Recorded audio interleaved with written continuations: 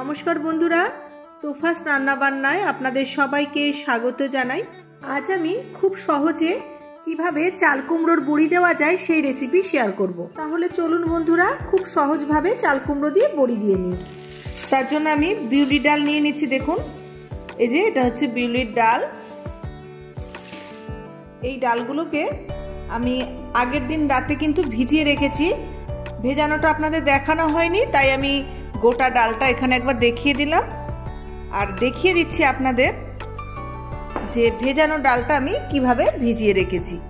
এই যে আগের দিন রাত্রিরে আমি ডাল ভিজিয়ে রেখেছি। এখানে 500 গ্রাম বিউলির ডাল নিয়ে নিয়েছি আমি। আর ডালটাকে খুব ভালো করে ধুয়ে কিন্তু পরিষ্কার করে নিতে হবে। ডালের মধ্যে অনেক পাউডার মেশানো থাকে, জল দিলেই একদম ডালের জলের রংটা সাদা হয়ে যায়। তাই পাউডারের মতো যেটা থাকে সেটাকে খুব ভালো করে ডলে ডলে অনেক কবার জল পাল্টে আমি ধুয়ে রেখেছি। যত জলটা সাদা হবে ততই ডালটাও পরিষ্কার হবে আর বড়িটাও খুব ভালো হবে। সারা রাত ভিজিয়ে রাখার পরেও দেখুন জলের কালারটা এরকম হয়ে গেছে। একটু ঘোলাটে এটাকে আমি আবারও 2-3 বার জল পাল্টে একদম সাদা করে ধুয়ে নেব।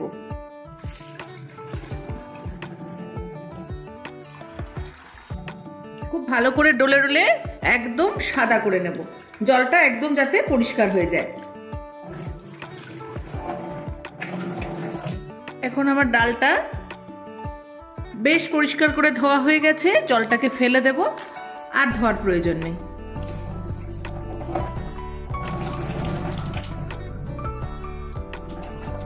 এই দেখুন, এবার ডালটাকে আমি বেটে নেব। ডাল বাটার জন্য আমি মিক্সি জার নিয়ে নিলাম। এর মধ্যে এবার ডাল দিয়ে দেব। এই জলটা একটু ঝরিয়ে তারপরে ডালটা দিয়ে দিচ্ছি। ডাল কিন্তু একদম শুকনো করে বাটতে হবে। ডালে বেশি জল থেকে গেলে বড়িগুলো পাতলা হয়ে যাবে, তখন আর ভালো হবে না। ডালের ব্যাটারটা পাতলা হলে বড়িগুলো কিন্তু ভালো দেওয়া যাবে না। তাই জলটাকে একটু ঝরিয়ে ভালো করে নিয়ে তারপরে দিয়ে দিচ্ছি। আমি এই ডালটাকে একবারে বাটবো না, 2 বারে বেটে নেব। হাফ ডাল এখন দিয়ে দিলাম। আর দেখাই আপনাদের, জল দেব আমি খুব সামান্য জল দিয়ে বাটবো। এই যে দেখুন, এরকম একবার আমি জল দিয়ে দিলাম হাতে করে। এবার ডালটাকে আমি একদম মিহি পেস্ট তৈরি করে নিচ্ছি।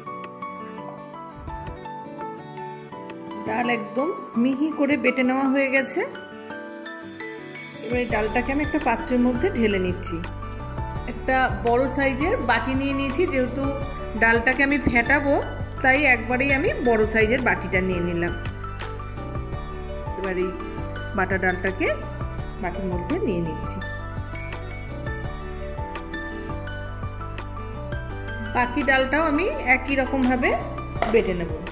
মিক্সি জারের মধ্যে আবারও ডালটাকে আমি দিয়ে বেটে নিচ্ছি। সব ডালটাই দেওয়া হয়ে গেছে। আবারও আমি হাতে করে একটু জল দিয়ে দিচ্ছি। খুব বেশি জল কিন্তু দেব না, আবারও বলে দিলাম। এটাকেও আমি বেটে নিয়ে আসছি। ডাল বাটা হয়ে গেছে, আবারও আমি ডালটাকে ঢেলে দিচ্ছি। সম্পূর্ণ ডালটাই বাটা হয়ে গেল। এবার চাল কুমড়োটাকে ঘষে নিতে হবে। আমি চাল কুমড়োটাকে ঘষে নেব। আমি এই চাল কুমড়োটাকে এবার কেটে নিচ্ছি।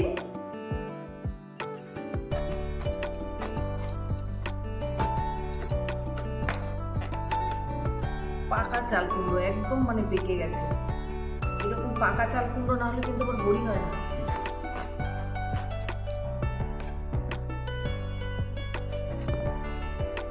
দানাগুলোকে ফেলে দেবো। দানাগুলো থাকলে বড়ি খেতেও ভালো লাগবে না, বড়ির রংটাও ভালো হবে না, সাদা হবে না।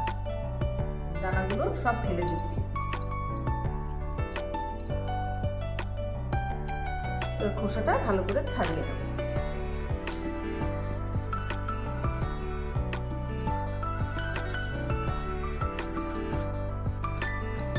এভাবে ছাড়িয়ে নিলাম।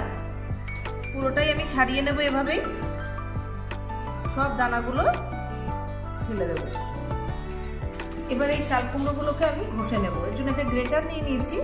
আমি গ্রেটারের এই ছোট দিকটা দিয়ে ঘষে নেব। যে দিকটা ছোট, এই দিকটা একটু ছিদ্রগুলো বড় আছে, আমি এই ছোট দিকটা দিয়ে ঘষে নেব।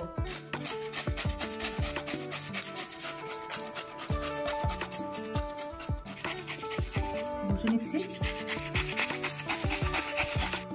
নিয়েছি সম্পূর্ণটাই। এটাকে এবার ধুয়ে নেব, খুব ভালো করে ধুয়ে নিতে হবে। যে একটা এরকম চালনির মধ্যে নিয়ে নিয়েছি, এটাকে ধুয়ে নিচ্ছি। আপনারা একটা কাপড়ের মধ্যে নিয়েও ধুয়ে নিতে পারেন।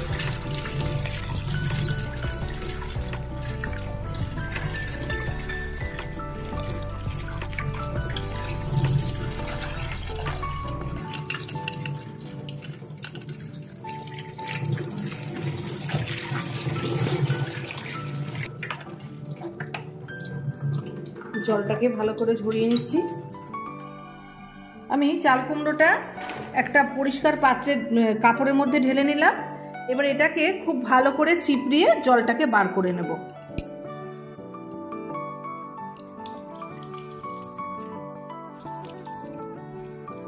খুব ভালো করে জলটাকে কিন্তু নিগড়ে নিতে হবে।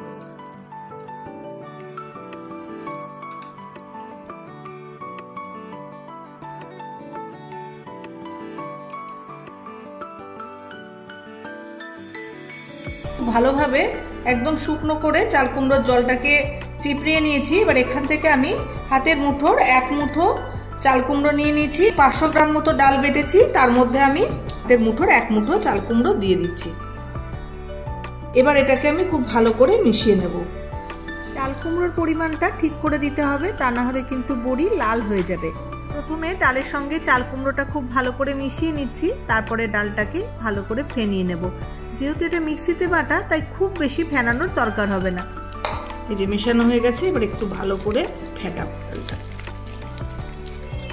এভাবে হাত দিয়ে খুব ভালো করে ফেনিয়ে নেব। ডাল খুব ভালো করে ফেটিয়ে নিয়েছি। এবার আমি একটু দেখে নেব যে ডালটা কেমন ফেটানো হয়েছে।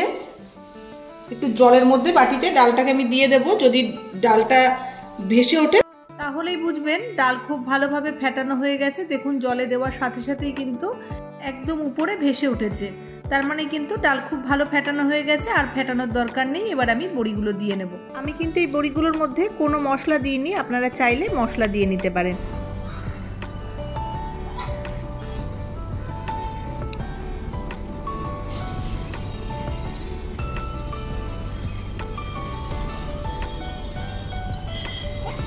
বড়ি এরকম হাতে করে গড়ে নিয়ে তারপরে বসাতে হয়।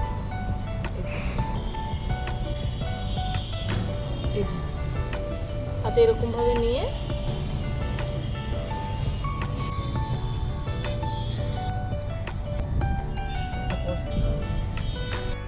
আমি বড়িগুলোকে একটা সুতির কাপড়ের মধ্যে দিয়ে নিচ্ছি। কাপড়টাকে আমি জলে ভিজিয়ে খুব ভালো করে নিগড়িয়ে নিয়ে তার উপরে দিয়ে নিচ্ছি। আপনারা যদি এভাবে কাপড়ের উপরে বড়ি না দিতে চান, তাহলে স্টিলের থালার মধ্যে অল্প সর্ষের তেল মাখিয়ে নিয়ে তার উপরেও কিন্তু বড়ি দিয়ে নিতে পারেন। এছাড়া কুলো অথবা প্লাস্টিকের ঝুড়ির ওপরেও কিন্তু খুব ভালো বড়ি দেওয়া যায়। সব বড়িগুলোই আমি দিয়ে নিয়েছি। এবার এগুলোকে খুব ভালো করে শুকোতে দেব। যদি একদিনে শুকিয়ে যায় খুব ভালো, যদি না শুকায় তাহলে আর একদিন আমি রোদে দিয়ে নেব। আমি তো বড়িগুলোকে ছাদের উপর একটা কাপড়ের মধ্যে একসঙ্গে দিয়ে দিয়েছি। ছাদে একটানা প্রচুর রোদ পাবো, তবে আপনারা যেখানে যেটুকু রোদ পাবেন সেখানেই একটা থালার মধ্যে দিয়ে শুকিয়ে নিতে পারেন। আর বড়ি দেওয়ার সময় যদি খুব সকাল সকাল বড়িটা দিয়ে দেওয়া যায়, তাহলে সারাদিনের রোদটা পায়, খুব ভালোভাবে একদিনেই কিন্তু শুকিয়ে যায়। আর যদি বড়িগুলো দিতে দেরি হয়ে যায়, তাহলে রোদে বসে বসে বড়ি দিতেও কষ্ট হয়, রোদের তাপ বেড়ে যায়, আর বেশ খানিকক্ষণ রোদ সকাল থেকে চলে যায়। যেটুকু টাইম রোদ থাকে তাতে কিন্তু বড়ি একদিনে শুকায় না। সব বড়ি দেওয়া কমপ্লিট হয়ে গেছে, এবার শুকিয়ে নেওয়ার পালা। একদিনে যদি বড়ি খুব ভালোভাবে না শুকায়, তাহলে আমি আরও একদিন রোদ দিয়ে নেব। আর বড়ি ভালোভাবে শুকিয়ে গেলে বাকিটা আবার আপনাদের দেখিয়ে দেব।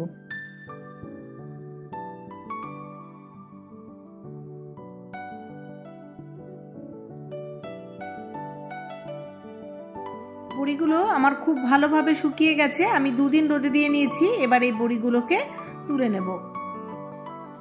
এখন দেখুন আমি বড়িগুলোকে কাপড় থেকে তুলে নিচ্ছি। খুব সুন্দরভাবে কাপড় থেকে ছেড়ে আসছে। যদি বড়ি খুব ভালো করে না শুকিয়ে কাঁচা থেকে যায় তাহলে কাপড় থেকে তোলার সময় বড়ির পিছনটা কাপড়ের মধ্যে লেগে যাবে। থালার ক্ষেত্রেও কিন্তু একই রকম, বড়ি না শুকালে থালার মধ্যেও আটকে যাবে। এছাড়া আপনি যাতেই বড়ি দেন না কেন তার মধ্যেই আটকে যাবে। তাছাড়াও বড়ি যদি খুব ভালোভাবে শুকানো না হয় তাহলে বড়ি থেকে কিন্তু একটা বাজে গন্ধ আসবে, বেশি দিন বড়ি রেখে খেতেই পারবেন না, একদম নষ্ট হয়ে যাবে। দেখুন বড়িগুলো কত সুন্দরভাবে কাপড় থেকে উঠে আসছে। তাহলে বন্ধুরা দেখতেই পেলেন কত সহজে কত সুন্দরভাবে বড়িগুলো দেওয়া হলো। আবার বড়িগুলো শুকিয়ে আমি তুলেও নিলাম। আপনারাও ঠিক এভাবে বাড়িতে বড়ি দিয়ে নিতে পারবেন খুব সহজভাবে। এভাবে একবারে যদি একটু বেশি করে বড়ি দিয়ে নেওয়া যায় তাহলে সারা বছর রেখেও খাওয়া যাবে। তাহলে বন্ধুরা চাল কুমড়ো দিয়ে বিউলি ডালের বড়ি আপনাদের কেমন লাগলো সেটা আমাকে কমেন্ট করে জানাতে ভুলবেন না। ভালো লাগলে একটা লাইক করবেন, সকলের সঙ্গে শেয়ার করবেন, আর নতুন বন্ধু হয়ে থাকলে চ্যানেলটা সাবস্ক্রাইব করে আমার পাশে থাকার অনুরোধ রইল। আজকে এই পর্যন্তই, দেখা হবে আবার নতুন কোনো রেসিপি নিয়ে। সবাই খুব ভালো থাকবেন, সুস্থ থাকবেন, আনন্দে থাকবেন। ধন্যবাদ।